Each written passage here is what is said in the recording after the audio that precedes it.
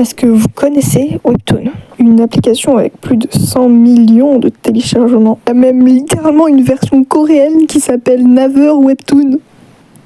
Ok, c'est une information inutile, mais Webtoon, pour ceux qui n'ont fort heureusement jamais entendu parler, c'est une application pour lire des mangas en ligne. Chaque manga est dispersé dans différentes catégories, comme par exemple l'action, la fantasy ou bien encore la romance. En 2020, il y a beaucoup d'avis positifs sur l'application, et quand même, je reparlerai des bons côtés des choses à la fin de la vidéo. Alors, pourquoi Webtoon est mal vu ? Avant de commencer la vidéo, veuillez rester poli dans les commentaires. La vidéo présente des informations, il n'y a aucune critique négative sur l'application. Donc on va rentrer dans le vif du sujet. Comme je l'ai dit, Webtoon est une application, voire même un site en ligne, pour lire des mangas en couleur. Webtoon a une option coin qui s'achète avec de l'argent pour regarder les épisodes pas encore publics gratuitement. Jusque-là, aucun problème. Webtoon est mal vu à cause de ses pubs à caractère sexuel. Car oui, Webtoon autorise les mangas porno. Je pense même qu'il rémunère les créateurs. Je vous rassure, il y a bien de la prévention au début, souvent écrit en petit. En petit, hein. Bro, what? Bref, voire même pas du tout d'avertissement. Même une fois, il y a eu l'avertissement à la fin de l'épisode, chose inutile puisque tu étais déjà traumatisé. Vous savez c'est quoi le pire? C'est pas que Webtoon rémunère ce genre de créateurs. Non. Le pire, c'est qu'il les met en avant. Même dans le classement général, dans la catégorie romance, il n'y a que du... Webtoon, c'est autorisé à partir de... Bah non, c'est pas dit en fait. Donc imaginez, ouais, il y a un utilisateur de 10 ans, imaginons. Il veut juste lire son manga tranquillement et il tombe involontairement sur 10. Je vous assure que le gamin, il est trop ma vie. Je peux vous donner un exemple. Ça s'affiche à l'écran, n'allez surtout pas regarder. C'est un webtoon qui a l'air bien en extérieur.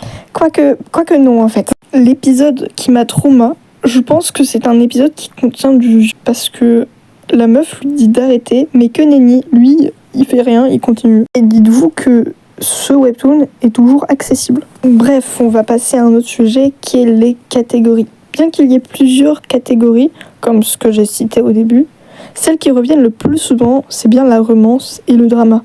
Bah évidemment, surtout le drama, parce que les gens, ils adorent ça. J'ai pas grand-chose à dire à part le fait qu'il y ait vraiment des catégories. Et à part les petits créateurs qui signent pas de contrat avec Webtoon, bah ils sont pas assez mis en avant à mon goût. En sachant que certains voient Webtoon comme un gagne-pain. En regardant des avis sur l'application, j'ai remarqué que beaucoup se plaignaient de la qualité, donc forcément des bugs. Comme mon CapCut actuellement, j'adore. Certains boutons de téléchargement ne marchent pas. Et tu peux pas quitter la page tant que le téléchargement n'est pas fini.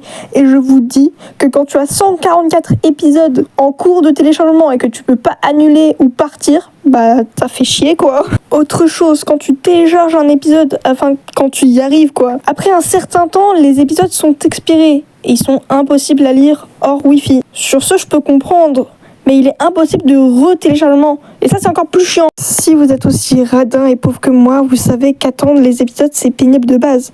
J'ai dit qu'on pouvait acheter des coins. Avec ces coins, regarder des épisodes en avance.